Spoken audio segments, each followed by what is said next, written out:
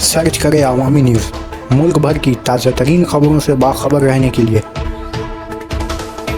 Subscribe करें हमारे channel को और बेल आइकन ज़रूर दबाएं।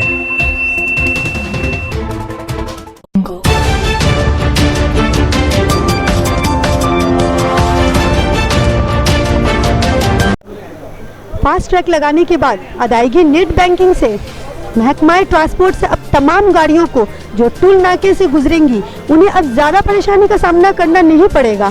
अब तमाम गाड़ी के वाइंडास्कर बंद के सामने फास्ट ट्रैक मीटर लगा रहेगा।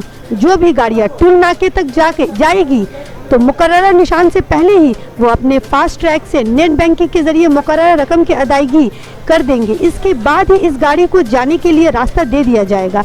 इस तरह का सिस्टम लागू करने से टोल नाके के करीब गाड़ियों की कतार में कमी आएगी और गाड़ी वाले यौमिया परेशानी से भी निजात पा जाएंगे।